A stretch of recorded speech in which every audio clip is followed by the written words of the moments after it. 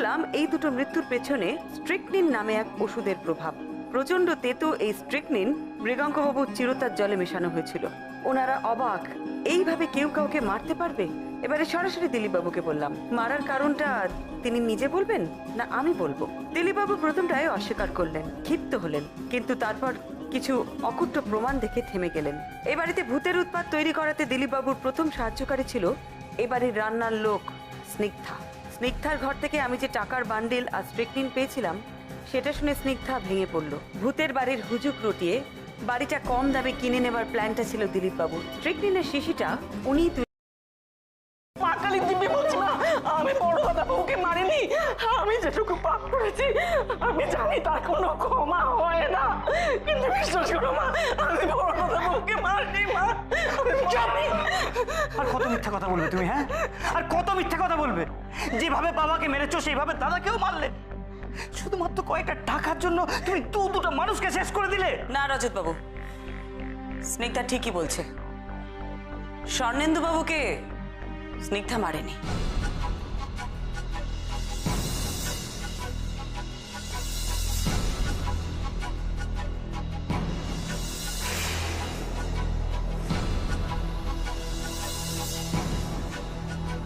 তাহলে ওকে কে মেরেছে?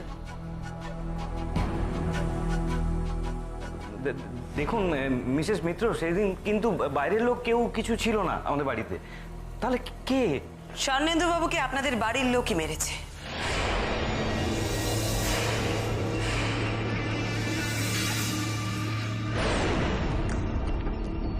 বাড়ির লোক কে?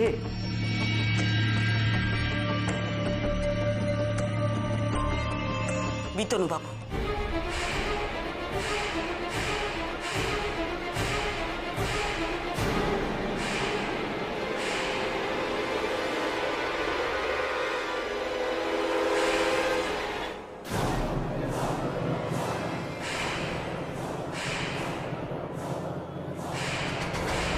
একদম বাজে কথা বলবেন না।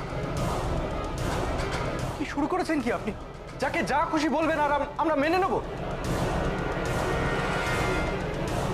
আমি বড়দাকে কেন মারতে যাব? কারণ দিলীপ বাবু আপনাকে সেরকম করার নির্দেশ দিয়েছিলেন তাই। চুপ, একদম চুপ। অনেক বাজে কথা বলেছে। ও তো স্বীকার করেছে যে ও জেঠুকে খুন করেছে। তাহলে বড়দাকে খুন করতে পারে না কেন? কারণ উনি করেননি তাই। খুনটা আপনি করেছেন। কারণ আপনি ছিলেন এ বাড়িতে দিলীপ বাবুর দ্বিতীয় সহকারী। কি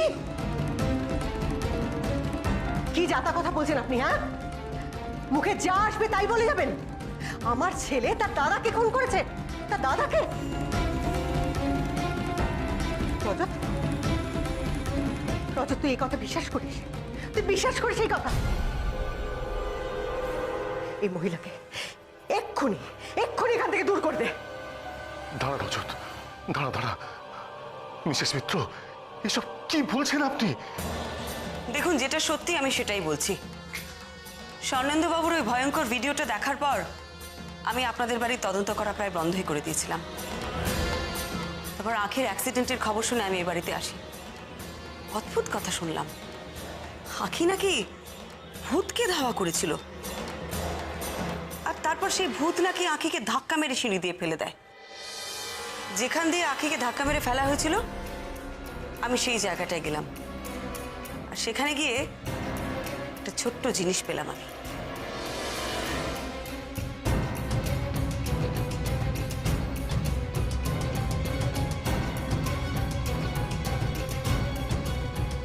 রাধিকা,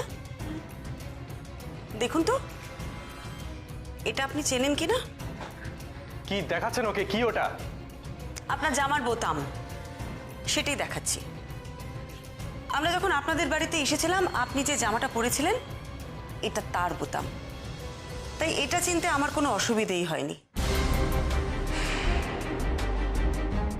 এটা দেখার পর আমার মনে হলো যে এই বাড়িতে আরেকটা ভূত আপনি, তাই আপনার সম্পর্কে একটু খোঁজ নিতে শুরু করলাম পুলিশের সাহায্য নিয়ে। আচ্ছা বিতনুবাবু, এবার আপনি একটু সবার সামনে বলুন তো, কতদিন হলো আপনার চাকরি নেই?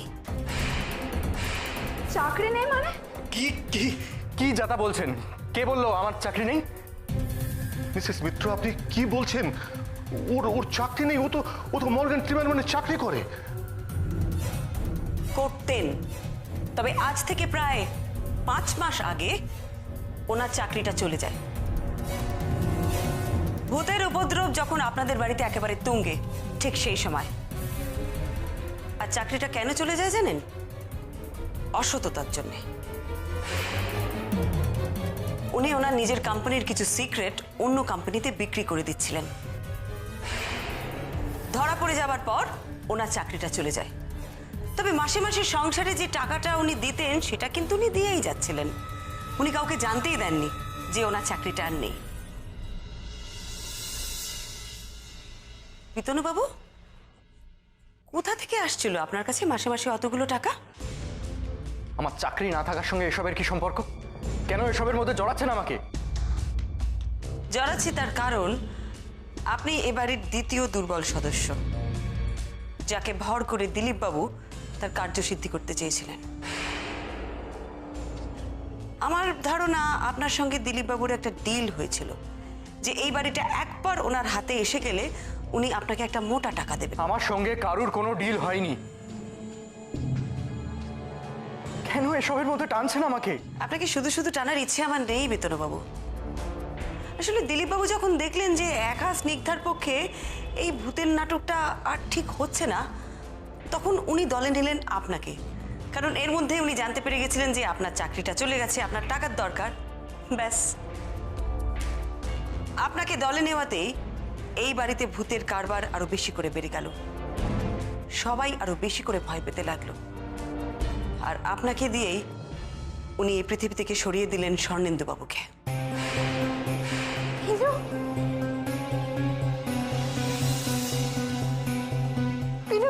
তুইও শেষ পর্যন্ত নিজের ভাই হয়ে নিজের হাতে বর্দাকে।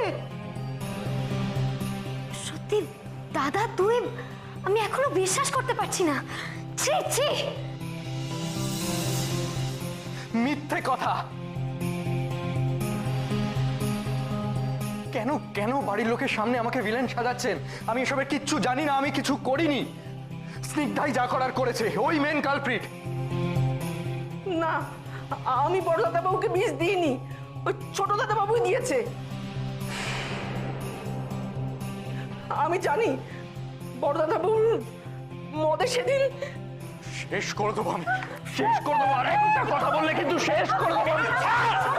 মেসা, বাবা, তোমরা কিন্তু কেউ বিশ্বাস করো না। সব সব আমাকে শেষ করার জন্য এসব বলা হচ্ছে। আমি খুব পরিষ্কার জানি ওই খুন করেছে, ওই খুন করেছে বর্দাকে। উনি আপনার বর্দাকে খুন করেননি। মৃগাঙ্কবাবু চিরতার জলে উনি বিষ মিশিয়েছিলেন ঠিকই, কিন্তু সেটা না জেনে। কিন্তু আপনি আপনি জেনে বুঝে আপনার বর্দাকে মেরেছেন। কি প্রমাণ আছে আপনার কাছে? আপনি আপনি আপনি সব বানিয়ে বলছেন, আমি এসবে কিচ্ছু জানি না। আপনি সব কিছু জানেন, আর আমার কাছে যথেষ্ট প্রমাণ আছে। আপনি আপনার বর্দার বিয়ারের মধ্যে বিষ মিশিয়েছিলেন, আর সেই জন্য ওনার বিয়ারটা ওনার বেশি তেতো বলে মনে মিথ্যে হয়েছিল। কথা। আপনি আপনি সব সাজিয়ে বলছেন। কি উদ্দেশ্য বলুন তো আপনার? আমার কোনো উদ্দেশ্য নেই, প্রমাণ আমার কাছে যথেষ্ট আছে। জানতে চান কি প্রমাণ আছে? মোহরের ভিডিওতে পরিষ্কার দেখা যাচ্ছে যে আপনি বিয়ারের মধ্যে কিছু মেশাচ্ছেন। হতেই পারে না। কেন হতে পারে না? কারণ বিয়ারে যখন বিষ মেশানো হচ্ছিল তখন মোহর ওখানে থাকতে পারে না। কেন থাকতে পারে না? কারণ সেই ঘরে আমি ছাড়া আর কেউ ছিল না তখন।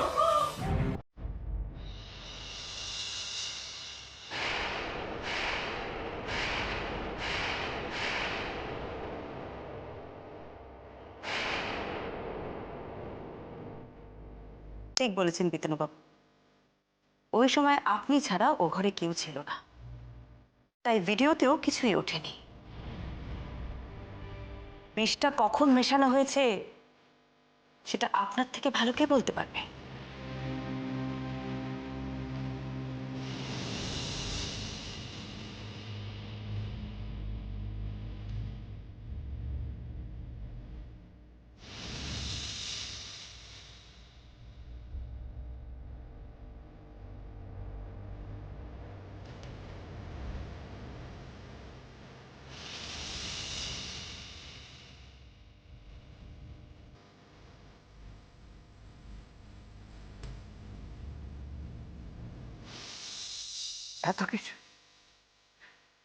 এত কিছু শুধু এই বাড়িটা পাওয়ার জন্য বিনু এতটা নিচে নামতে পারলো, হ্যাঁ?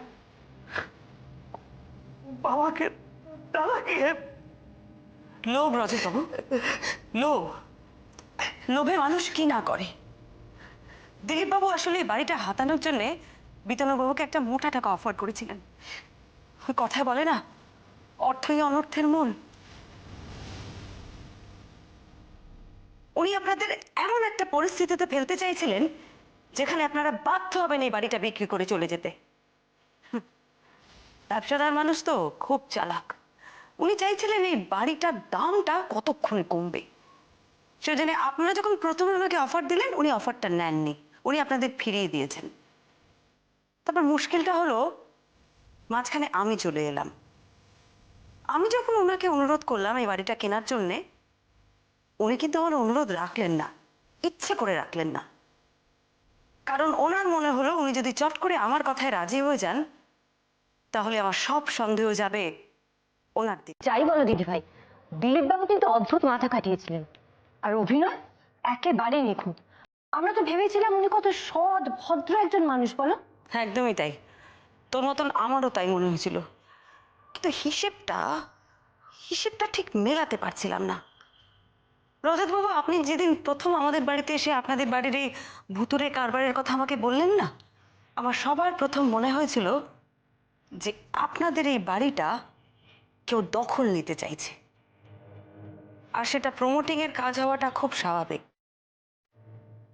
তবে মোহর, তুমি ওই ভিডিওটা দেখানোর পর আমার সব হিসেব গোলমাল হয়ে গেল, জানো তো। আখির অ্যাক্সিডেন্টের খবর পাওয়ার পর যখন তোমাদের বাড়িতে এলাম, তখন কিছু জিনিস দেখার পর আমি মেলাতে থাকলাম যে এই বাড়িতে পর পর কি হয়ে থাকতে পারে। সেদিন এখান থেকে ফেরার সময় আপনাদের এক প্রতিবেশীর সঙ্গে আলাপ হলো। ভূতের ভয় অত্যন্ত সংক্রামক। ওনারা জানালেন যে ওনারাও নাকি ওনাদের বাড়িটা বিক্রি করে দিয়ে এখান থেকে চলে যাচ্ছেন। তা আমি জানতে চাইলাম কাদের বিক্রি করছেন। তো জানালেন যে ভুবনেশ্বরের একটা কোম্পানি, টিএসপি কনস্ট্রাকশনস। জানেন রজত বাবু, আমি খোঁজ নিয়ে জানলাম যে টিএসপি কনস্ট্রাকশনে নাকি আরো 2টো প্লট ওদের বাড়ির পরে নেওয়া আছে। আমার হঠাৎ মনে পড়লো, দিলীপ শ্রীমানি আমাকে বলেছিলেন যে এ পাড়ায় ওনার আরো 2-1টা প্লট আছে। আমি ভাবলাম যে আপনাদের বাড়ির এক পাশে টিএসপি কনস্ট্রাকশনের প্লট, আর অন্য পাশে দিলীপ শ্রীমানির প্লট। তাহলে কি টিএসপি কনস্ট্রাকশনস আর দিলীপ শ্রীমানির কোনো যোগাযোগ আছে? পুলিশের সাহায্যে খোঁজ নিয়ে জানলাম যে টিএসপি কনস্ট্রাকশনের কর্ণধার মিস্টার শ্রীমানি। দিলীপ শ্রীমানির আরেকটা কোম্পানির নাম হলো টিএসপি কনস্ট্রাকশনস। আর এই প্লটগুলোর ঠিক মাঝখানে হলো আপনাদের এই বাড়ি, ম্যাগনোলিয়া ভিলা। ম্যাগনোলিয়া ভিলাটা একবার ওনার হাতে এসে গেলে পরপর অনেকগুলো প্লট উনি পেয়ে যাবেন। হয়তো এতগুলো প্লট নিয়ে একটা বড় কোনো প্রজেক্ট করার ওনাদের পরিকল্পনা ছিল। স্বর্ণেন্দুবাবুর মৃত্যু রহস্য ভেদ করার জন্যে আমি একটা বড় ছোট্ট ফাঁদ পাতলাম। আমার পরিচিত একজনকে খদ্দের সাজিয়ে আপনাদের বাড়িতে পাঠালাম। মানে এবারে কিন্তু আগের দিন যারা এসেছিলেন তাদেরকে আপনি? হ্যাঁ, আমি পাঠিয়েছিলাম। তারা আপনাদের বাড়িতে এলেন, আপনাদের বাড়িটা দেখলেন, পছন্দ করলেন, দামও দিলেন, আপনারা রাজি হয়ে গেলেন বিক্রি করতে। আর অদ্ভুত ব্যাপার, খবরটা সঙ্গে সঙ্গে দিলীপ বাবুর কাছে চলে গেল। আমার বিশ্বাস বিতনবাবু ওনাকে সব কথা জানিয়েছিলেন। এইবার দিলীপ বাবু একটা ভুল করে ফেললেন। উনি সোজা চলে এলেন আপনাদের কাছে এই বাড়ি কেনার অফারটা নিয়ে। আর অফারটা ভারী অদ্ভুত, জানেন, আপনারা যে দামটা পেয়েছিলেন তার থেকে মাত্র 50,000 টাকা বেশি। এই অফার দেওয়া ছাড়া ওনার তো কোনো উপায়ও ছিল না। যে বাড়িটা কেনার জন্য উনি এতদিন অপেক্ষা করেছিলেন, সে বাড়িটা অন্য কেউ নিয়ে চলে যাবে তা কি করে হয়? তাহলে যে ওনার এতদিনের সমস্ত প্ল্যান নষ্ট হয়ে যাবে। আমার ছেলে আমার ছেলে এই ধরনের কাজ করে ও ঈশ্বর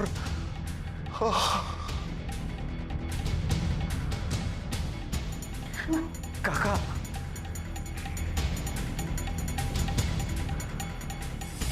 মোহর, আঁখি, তোমাদের উপর কিন্তু এখন অনেক দায়িত্ব। বাড়ির সবাইকে কিন্তু তোমাদেরই সামনে রাখতে হবে, পারবে তো? আনন্দা,